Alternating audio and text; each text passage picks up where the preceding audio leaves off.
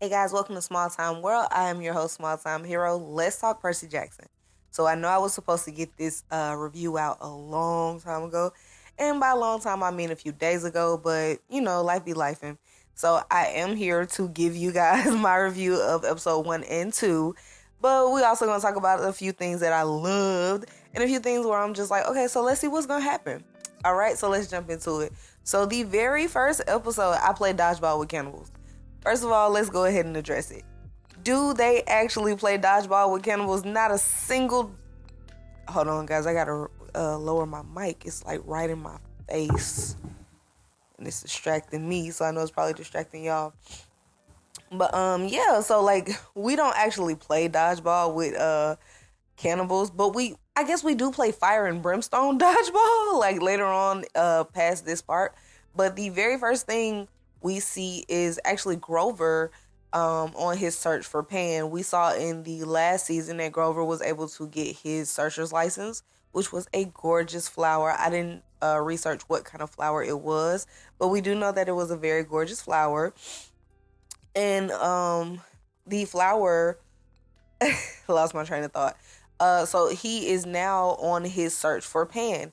And we see Grover come across a few satyr skeletons, which I feel like is kind of normal for him now at this point.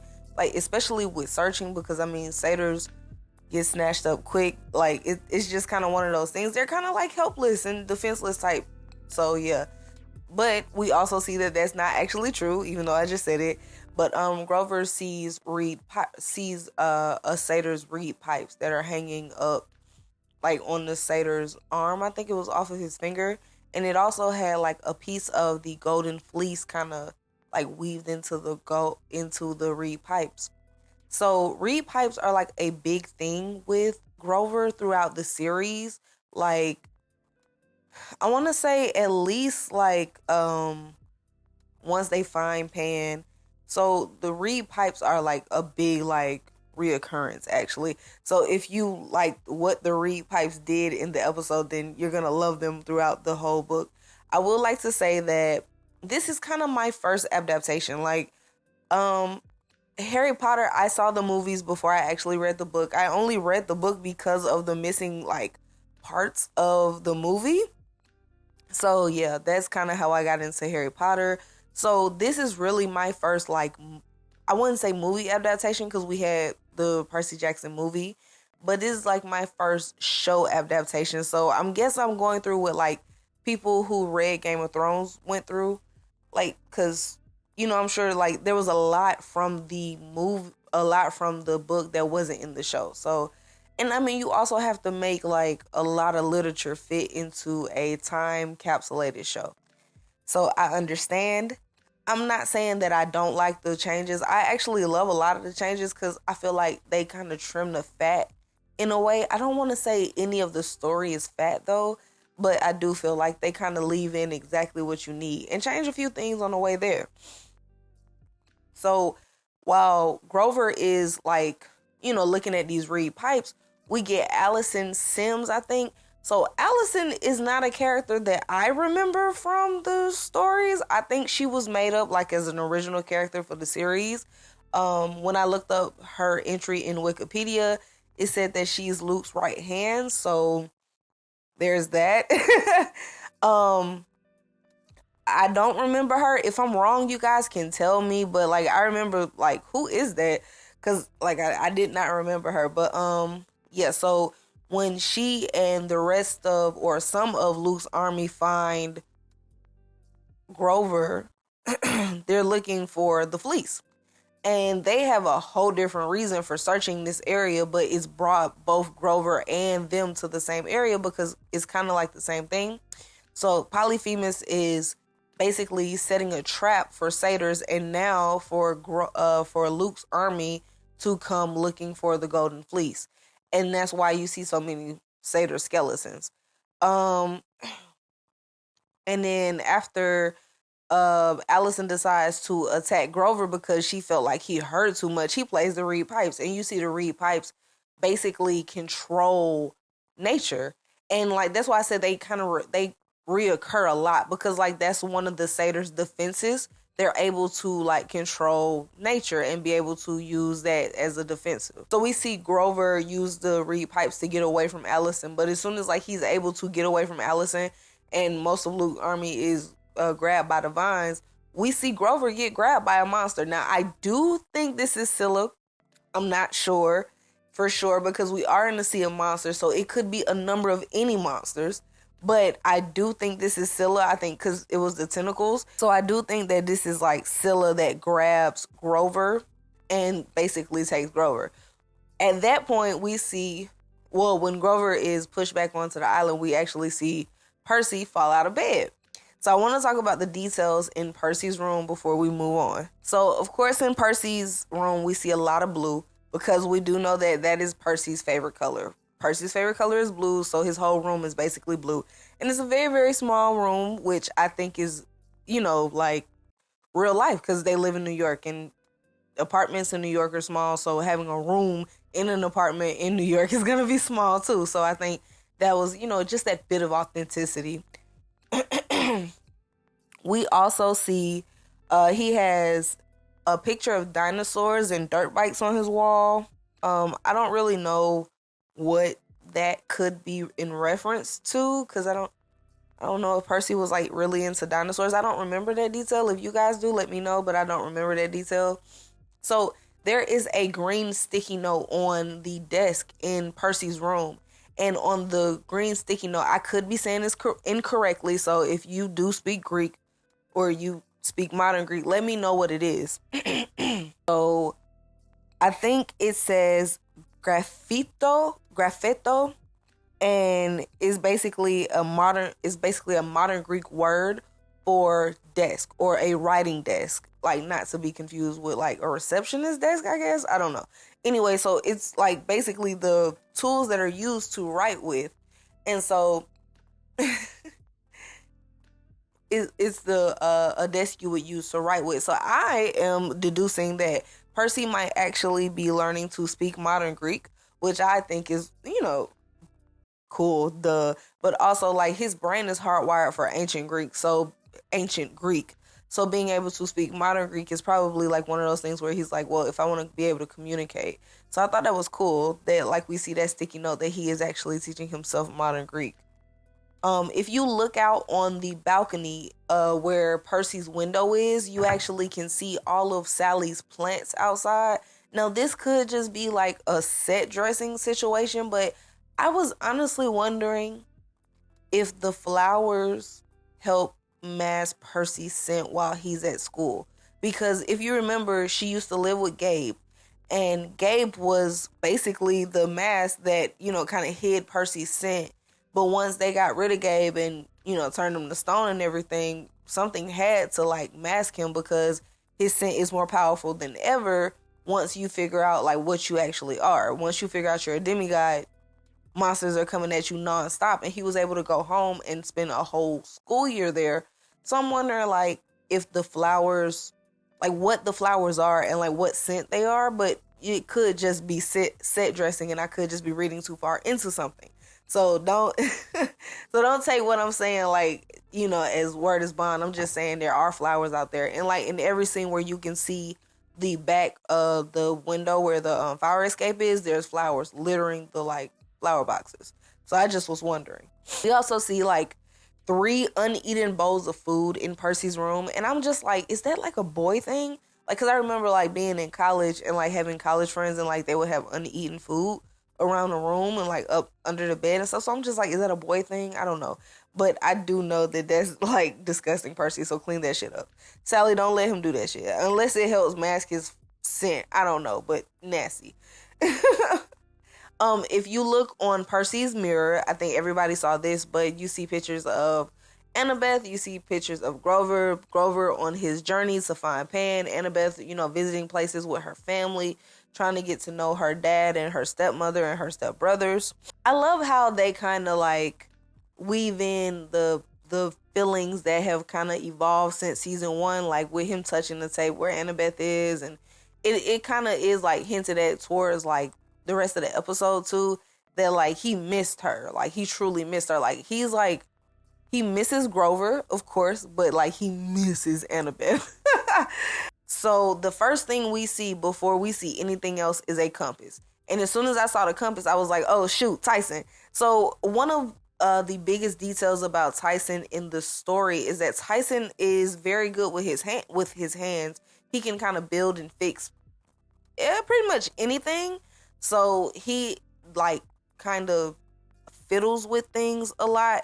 And like in the book, he gave Percy like this tool that was able to help him like do pretty much like anything he needed to do that he couldn't do with his power. Tyson making these compasses and creating new compasses is that like maybe in this book or in this season, he is the moral compass of like the group, because Tyson is really innocent and he's had a really, really hard life, which we don't actually get to see because like when we first introduced to Tyson, he's already living with them. And might I add, Tyson is like very well known as a Cyclops. Like that's the very first thing we see when we see Tyson. And I think that was like, whoa, because I did not expect to see Tyson's eye just like boom. Not to be discriminatory, because everything Tyson, we rock with Tyson, but at the same time, I thought at least they were gonna like missed him. So at the very least, I thought they were gonna miss him for like the very first time, because in the book, Percy doesn't find out that Tyson is a Cyclops until a little bit after. So Percy doesn't actually find out that he is a Cyclops in the book until a little bit afterwards. He just kind of thought Tyson was a homeless kid that his mom had helped take in. But truthfully, Tyson is like very on display as a Cyclops. Now, I will say, I like that. Like, a lot of people were just like, I don't know how I feel about it. But for me personally, I really, really like that idea, because it also, like, double reinforces that Sally can see through the mist very well. And I love how they just don't bullshit it. They just like, no, this is what it is. She can see through the mist. She understands what she sees. She understands, like, what's going on, and that's just what it is. Because, like, in the book, it's almost like she does, but she doesn't understand what she's seeing. So in sort of way, she doesn't necessarily believe. But this Sally knows exactly what she's seeing, and she's very well understanding of what's going on. And I love that they just kind of like, nah, we're not finna play the radio with that. We just gonna go ahead and put her in there. She know what she doing. And so Sally brought Tyson home, and Tyson is a Cyclops. So Tyson is like full on Cyclops, like from the jump. And I mean, it's a difference. Like, they've changed what's going on from the book to the show, but I don't hate it. I think, let's just jump into the story, because like with a book, you have a lot of expository space in retail versus like with a show, especially with a Disney Plus show, you don't have a whole lot of like room to maneuver or make things shake as much as you would with literature. The guys are at Meriwether Prep. If you remember last season, they were at Yancey. Shout out Yancey. That is like one of my last names, so shout out Yancey. Tyson does mention that he keeps creating these compasses so he doesn't get lost. Like I said, Tyson was on the street, and he was lost on the street. So I'm getting that, but I also feel like it's a metaphor for the fact that he is the moral compass within this season. Because like Percy struggles a lot with how he feels about his brother, and he hasn't actually found out that Tyson is his brother right now.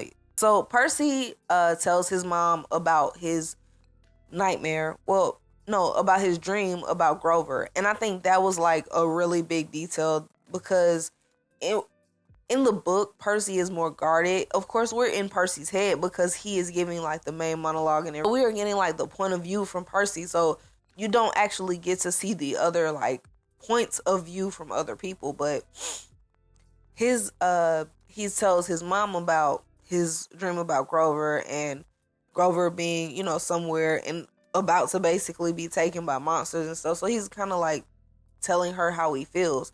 So Sally in return tells him, hey, you guys might need to go to camp tonight because I had my own nightmare. And I think Sally's nightmare was cool. I just love how they intertwine Sally in the show. Like, because you don't get a whole lot of Sally in the book. You get like pieces and puffs, and then you got Mr. Blowfist and all that other stuff. But like truthfully, like, I love what they're doing with her character. Like, I loved it last season, and I truly love it this season. I don't know. Maybe it's because I'm a mom.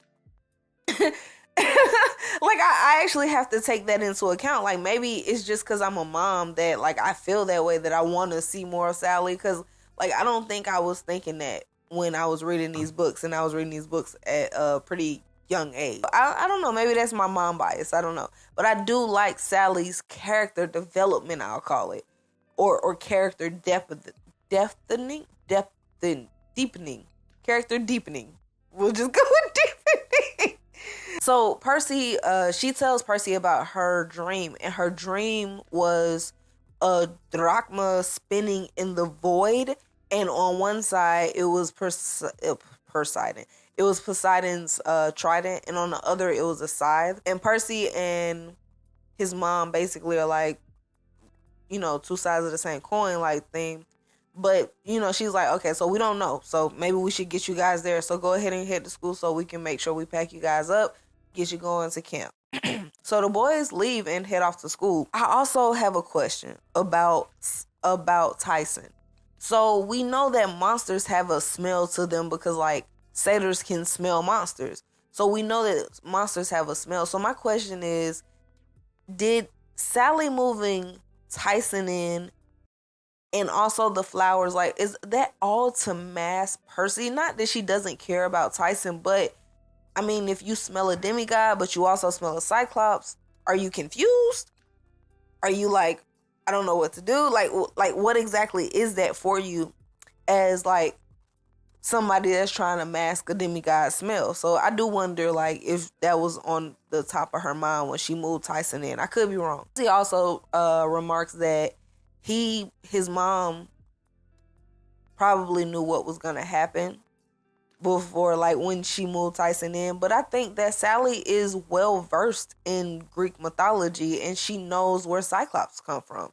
I think that she knows that Cyclopses are Poseidon's children. So she figured, hey, this is one of Percy's siblings somewhere around the bend. So yeah, I do think that Sally had a very good idea of what was going to come. So I also want to talk about this because it creeped me the fuck out. Not in a bad way, in a good way, but it did creep me out. So there is this scene in Spy Kids, and I don't know if everybody has seen it, and I don't know if everybody is of my age. So I'm going to explain the scene. There are these, like, hand men who, like, their bodies and then they're shaped like hand thumbs. They're like thumbmen. And they, like, sing a song in the movie, but, like, apparently you have to rewind the song and play it back, and in the song they're screaming, Floop is a madman, help us, save us. Play it backwards. Floop is a madman, help us, save us. Floop is a madman, help us, save us. And when I was a kid, it creeped me the fuck out the way they, like, ran it back and was like running, like, you know, running it back. Like, it creeped me out as a kid. So watching Sally's voice come out of Tyson's mouth freaked me the fuck out. Not in a bad way, in a good way, but, like, it was one of those things where it was just like, oh my God, I know that Cyclopses can mimic, but I don't think you find out that in the book until, like, a little bit later. But, like, that's one of their abilities, to be able to mimic. So that was so freaking weird and cool, but weird. Like, I love the additives. Like, you do miss some things with the book. Like I said, we never got to Merryweather Pro. We never got to Merryweather, but we did get, like, that moment where Tyson was able to mimic, which I feel like some of that happened during the dodgeball scene in the book, where, like, somebody was able to, like, mimic. I think I could be wrong. Okay, so yeah. So that scene alone was super freaky to me. Like, it was so freaky to me. So, like, yeah, I was freaked out, but I loved it. So Tyson and Percy leave, and they're having a conversation, and basically Percy doesn't want to tell Tyson, like, hey, I don't think you're gonna be able to go to Camp Half-Blood, and I don't know why my mom got your hopes up so high. But yeah, like, usually Cyclopses aren't allowed in Camp Half-Blood, but before he actually gets a chance to tell her that, tell him that he mentions Grover, and instead of calling him Grover, he called him Goldie, which it was kind of funny because of the way he said it. Kind of sounds like Grover, but he definitely said Goldie. And like he's like, so other species are allowed, but like Cyclops is not so much because technically they're monsters, but they are children of Poseidon. Like that's a big portion of that. Like they are children of Poseidon. So I don't know, like if you're gonna let in some kids, why not let them all? But of course, Tyson is one of, like, I don't want to say he's one of one, but because there's other Cyclopses that work in the underwater forges. But I do think that Tyson is probably one of the only like Cyclopses that is nice, especially with Polyphemus luring on the horizon. You know what I'm saying? So I want to talk about Leah's first scene. The first time we see her in season 2, she comes in and steals the show. Go, Leah, go. You did that. We can definitely see that you've been working and it's paying off. Not to say that you did a bad job season 1, but we can definitely see you working and it is definitely paying off. Thank you so much. Go, girl. Black girl magic. Work that shit. Work that shit. Okay, so anyway, the first thing we see with Annabeth, she is basically like, put Percy down, put my boo down, or I'm gonna go ahead poke you real quick. But yeah, so Annabeth pulls a knife on Tyson, and Percy has to like basically like, whoa, calm down. He's a friend. He's not a monster. He's a friend. And like that's the first glimpse we get of seeing like how monsters are treated, which is actually an issue within the book. Like it's an ongoing issue within the book on how, like, I don't want to give away. Okay, so even with Chiron being dismissed because he's a son of Kronos, like the gods kind of pick and choose what and whom they deal with. Like it's not really like, okay, so everybody's good. No, if we don't deal with you, nobody else, you persona non grata.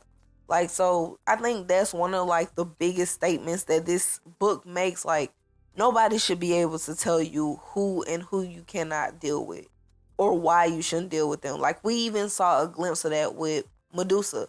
Like Medusa told Annabeth, like basically I was a very staunch supporter of your mother. I believed in her. I believed in everything that Athena stood for. But Athena turned her back on me when something happened to me. And basically told everybody don't fuck with me, I'm a monster. And I feel like that was one of those things where you first get to see how petty or how hypocritical the gods can be. Now, here is one of my only like critiques, excuse me. Here's one of my only critiques about the show. I do not like the way like they use the gods' names so willy-nilly. Like, it was a big deal, like, at least first and second book, like, not to, call the gods by their names or not to curse the gods and, like, not to, say things bad about the gods. And I don't like that they're, like, not pushing the names have, like, weight kind of thing. So that's, like, my only critique. And that's just me. It's just me. But, yeah, so Annabeth, like, why is this monster with you? Like, she basically was like, bro, who did let it, who these people, and why he got you in here on? So Percy tells Annabeth that Tyson is a friend, and basically she asked Percy, did he have the dream? Because all demigods have dreams or nightmares. Wait a minute. Y'all thought I was finished? When I bought the ass tomorrow, y'all thought it was rented? So all demigods have dreams or like nightmares or whatever. So Annabeth basically tells Percy that she had a dream about Kim. And Percy's like, oh, I had a dream about Grover. So they're basically having a conversation about like what exactly transpired. So they're basically having a conversation, but while they're having a conversation, Annabeth is like, get in the car because I got a cab to come get you so we can rush to camp because this is the quickest way to camp. They get into the Grey Sisters' car. Now, here is what I want to say about the Grey Sisters. I think every adaptation of the Grey Sisters that we get is great. I like them in the movie, and there wasn't a whole lot to like about the movie Sea of Monsters, but I did like the Grey Sisters. I do like them in the show. And of course I loved reading them, right? But okay, so the Grey Sisters, you have Anger, Tempest, and Wasp. So, and they have one eye between the three of them, and they have one tooth in between the three of them. And so the Grey Sisters, like, they're like checking Percy out. They're like, oh, he's cute, girl. This your boyfriend? And she's like, I didn't say boyfriend. Girl, you know you said boyfriend. That's your boo. That's your boo. Percy, your boo. Stop playing. Stop playing. But yeah, but basically Annabeth is like, I didn't say boyfriend, but anyway, once again we get a little bit of prejudice from the Grey Sisters. They call Tyson an it. So it's just like everywhere you go within the mythological world, you're gonna get some kind of like prejudice against somebody or like something. So when they actually get into the Grey Sisters cab, they have a very quick conversation, and Annabeth basically tells Percy that she just saw fire. Like, everything was on fire, everything was burning down, so she just got really, really scared and had to go. Percy tells her that he saw Grover, and when Percy mentions Grover, basically the Grey Sisters are like, oh, is Grover the other boyfriend? And Percy's first instinct was like, other boyfriend? Like, girl, if it's gonna be a boyfriend, it's gonna be me. You hear me? Percy said, what other boyfriend? Boo, you mine. You mine. So, yeah, Percy basically was like, what other boyfriend? But when they mentioned Grover, the Grey Sisters actually know a little bit about Grover. So they're like, one of them lets it slip, and then Percy's trying to get her to tell him what, like, they know. And they basically don't tell him anything, but they do give him numbers. And the numbers read 30, 31, 75, 12. And that's all they would basically tell them. Like, after she told them the numbers, I think they repeated it like 4 or 5 times, and then they put them out of the cab. And once they got out of the cab, Annabeth was like, she was not feeling Tyson at all. She blamed it on being dizzy, and then she mentioned Space Mountain, and Percy got excited because he was like, oh my God, you went on a roller coaster, because he had told her to try a lot of things while she was at home because she was going home to her dad. So Percy had told her to try a whole lot of things because she was going home to her dad. So she had like the whole school year to actually try things. That's where like the pictures on Percy's mirror come from, where she was sending him pictures. And then Annabeth brings up that Percy said he didn't have any drachmas. And also, I think this conversation happens in the taxi. But, like, she was like, why you ain't call me, basically? Like, you ain't drop a dime, you ain't said nothing, you ain't did nothing, bro. Like, where you was at? What you were doing? And Percy's just like, well, you actually had a document, you could have called me, which I felt like is, like, a long line of conversations that, like, go nowhere and nobody actually needs to have, but, like, they're gonna keep doing it because they really like each other. So, it's one of those things where it's just like, oh, we gotta do this again. Oh, we gotta say this again. Oh, we gotta have this conversation again. Like, it's a lot of that going on, but at the same time, it's cute, right? Because we get Percival, the Grey Sisters actually ask about the tall boy in her dreams or whatever, which I'm like, how did they know about Annabeth's dreams? But yeah, so she's been dreaming of Luke. That's basically what happens. So now that they're on their way to camp and everything seems fine, of course, an attack comes. Because, of course, the monsters come. Lastragonian giants attack. And, like, we do actually get to see some dodging of some balls. It's very much so, like, dodging flaming dirt balls. But so it's not, like, dodgeball, but it is definitely dodging of balls. So I will give them that. So they attack the back of camp. And basically, Percy is about to be basically impaled by a fireball. And Tyson steps in front of Percy. Percy finds out that Tyson is fireproof, which is a big deal. All Cyclopses are fireproof, which is something that you should keep in the back of your head. Annabeth basically is like, well, so what? What's happening? And the Lastragonian giants attack again, and they kick Tyson. And Tyson tries to get into the barrier after Percy and Annabeth cross over. But Tyson isn't able to get into the barrier because, once again, he is technically a monster. So there is a scene where Annabeth basically gives him her blessing to come into camp. And when Tyson actually gets her blessing, one of the Lastragonians comes in too. And I thought that was such a funny fucking scene, because that nigga was like, I got it, y'all. y'all? Like, I'm in this bitch. I got in y'all. Who in here? The last Dragonians, bitch. I thought that shit was so fucking funny. I'm sorry. I thought that shit was hilarious. But yeah, so bro, like, I'm in. And then you see Clarice basically take the last Dragonian giants out. And you see that her spear that her dad got her, that Percy actually broke in season 1, episode 1, is fixed. Kinda. She fixed it. It looked like she might have used celestial bronze to like fix it. And so yeah, she's able to kill the last Dragonian giant. So he ain't getting nowhere. But Annabeth is thinking, she's just like, this was so weird. Like, they knew that they weren't going to be able to get in. This was a weird like attack. Why would they attack at the back of camp when they could have attacked at the front? So Percy's like, this wasn't the plan. Like, there was something else. This was a distraction. So they run to the front, and we see Luke Castellian. I don't know how to say his last name. I could be saying it wrong. So we see Luke, and Luke basically is like, hey, I'm finna stab this tree. And he stabs the tree. We find out that on the tip of Backbiter, which is Luke's his sword, which I think that is his sword. I don't remember if he introduced the sword. I think he did, but I could be wrong. I didn't. So I do feel like a lot of people were saying that Annabeth just stood there and she didn't do anything. But I think a lot of people are forgetting that she was basically in shock. Because at this point, you know, Luke is somebody who betrayed Percy, not necessarily Annabeth, but he betrayed Percy. And, you know, Percy's like, fuck him, I'm done. But for Annabeth, this is somebody who she met when she was 5. She spent a lot of time getting to know this person. And for all intents and purposes, like outside of Quest, because we do find out later on in the series, hopefully, that Luke does get a quest.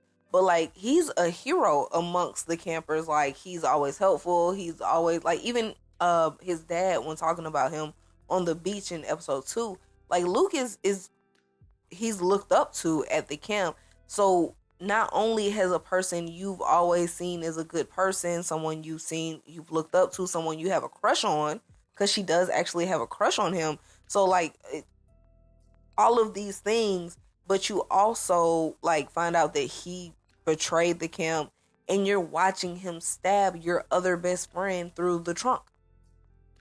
I mean, that's the only way to put it. Like, he stabbed Thalia through the trunk. And like, that kind of betrayal is a big deal, like with Annabeth, and she's just in complete shock. Even when she kind of figured out what was going on in the underworld, she still kind of just stood there because like her shock just kind of takes over. And so I don't think we should blame her for that. But Percy and Tyson basically, you know, lunge at Luke. And when we see Luke's face and we see like, you know, everything that he's kind of like, he looks weathered. But of course he is going to look weathered. But like, we see like everything that's going on in his face, and we just see the anguish and embarrassment. Like, he does not look like he's enjoying any of this. Like, he doesn't have a smile on his face. He looks sad, like sad and alone, honestly. So it was one of those things. I want to, yeah. So I don't blame Annabeth for that, but I kind of understood where everybody was coming from. But I also saw it that way, like, oh my goodness, this girl is going through like so much right now. So yeah, she would be stuck. But so Luke flies off on Blackjack, and we actually see Tantalus for the first time. And, you know, he introduces himself as Tantalus, the king of Antolia. And Percy, as soon as Percy meets him, he's like, oh, yeah, you're the person who can't, like, you're being punished by the gods by not being able to eat or drink anything. And, like, wow, it's hilarious that Percy does that. It's also really, like, much more than that. So, Tantalus tried to feed the gods human flesh. And because he tried to feed the gods human flesh, he is being punished by not being able to eat or drink.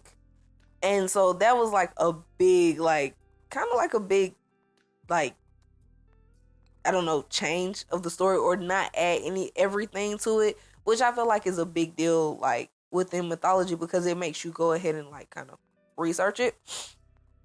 But yeah, so that's who Tantalus is. And of course, Percy, in his ever so sassiness, tells him that he can't eat and everything. And so that pisses him off.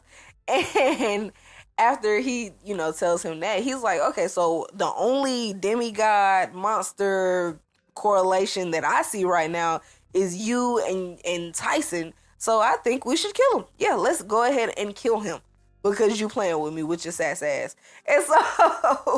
And so, like, basically, Tonsilus is like, we're gonna kill him, and Poseidon decides that no, you're not finna kill my other son. He is needed right now, and he claims Tyson.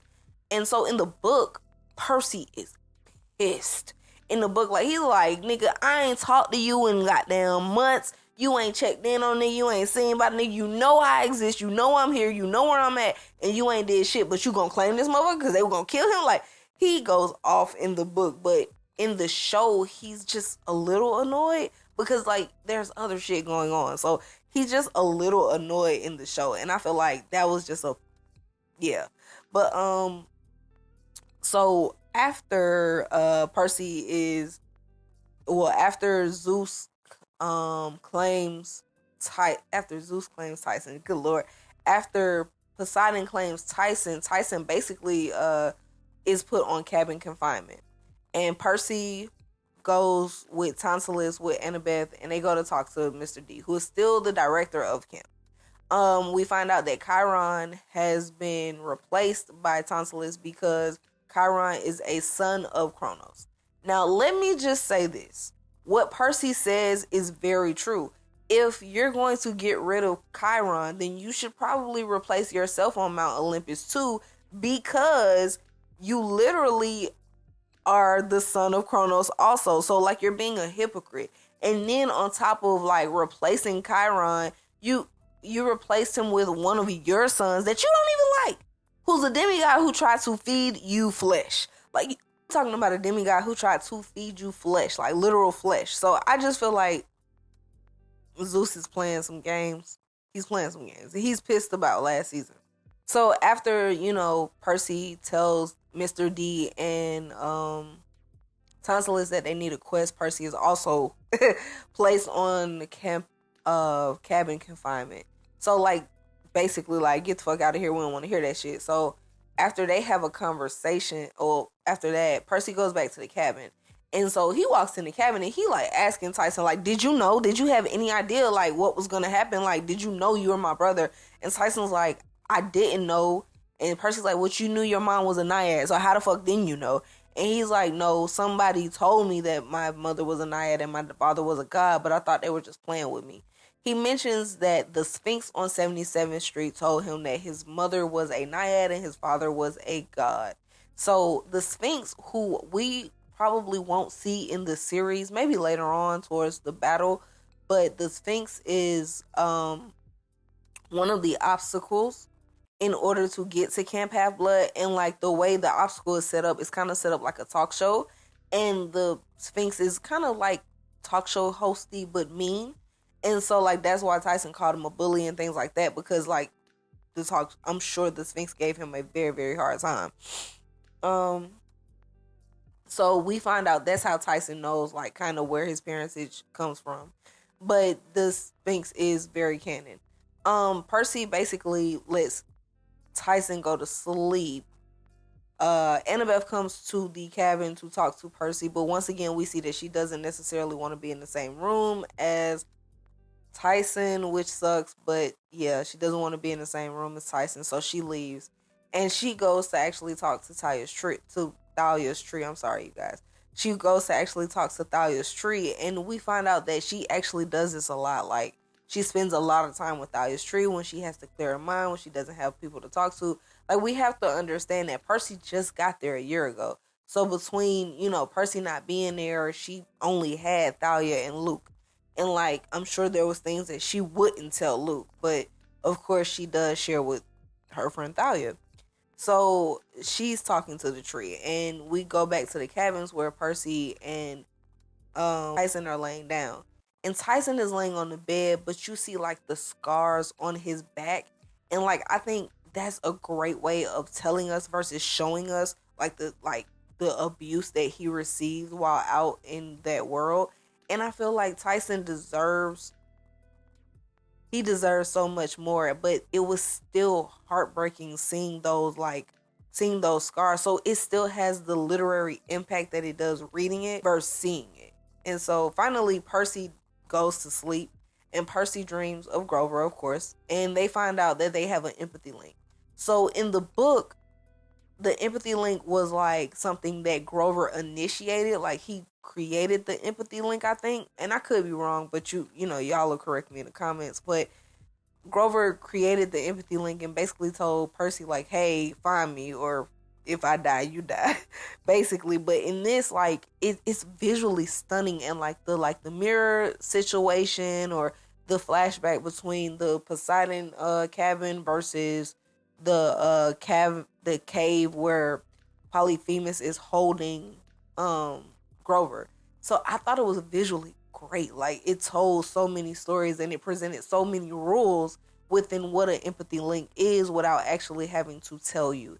And they kind of pondered that they have this empathy link because they're best friends, but I don't know. I think that somebody has to initiate the the empathy link, but that's just because I'm from the old school. Anyway, so yeah, so basically Grover is able to tell Percy what happened and what he saw between Luke's army, which is Allison and the people that were with Allison, and how they're looking for the Golden Fleece. Grover doesn't actually know why they want the Golden Fleece, but he does know that they're looking for the Golden Fleece, and that basically he found it. That Polyphemus is basically holding the fleece hostage so that he can catch satyrs and I guess demigods so he can eat them.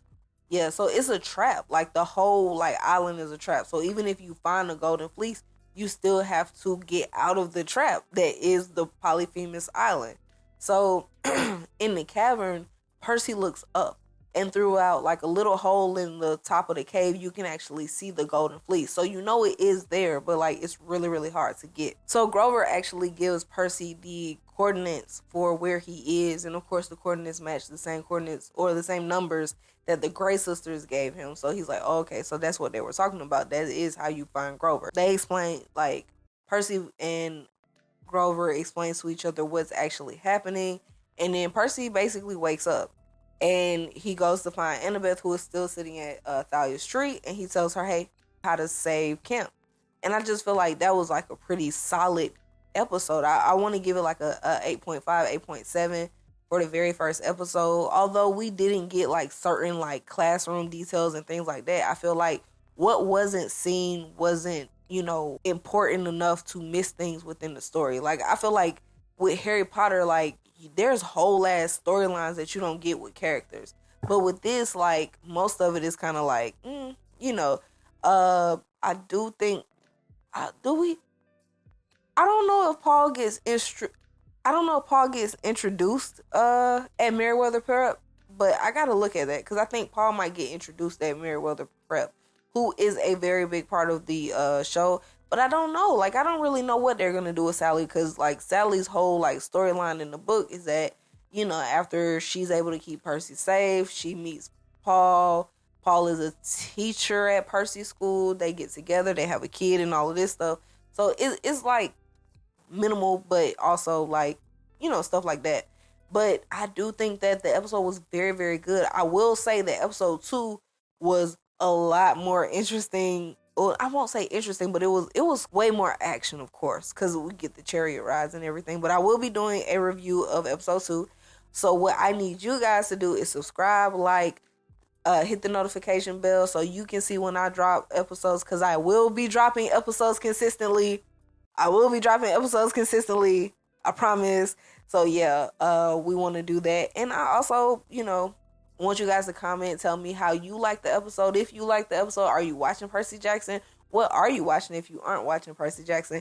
And yeah, so like I said, I would definitely give it like a 8.7, a high 8, like high 8, like even 8.8 is like pretty good. I don't want to say a 9 because I feel like the next episode is a 9, but like it might be just 10s across the board. I mean, they did get like 100% certified on Rotten Tomatoes, so I wouldn't put it past, myself giving it 10 out of 10. But yeah, Also, I do have to say that this is one of my favorite franchises ever, so I'm gonna be a bit biased when it comes to it. But yeah, so yeah.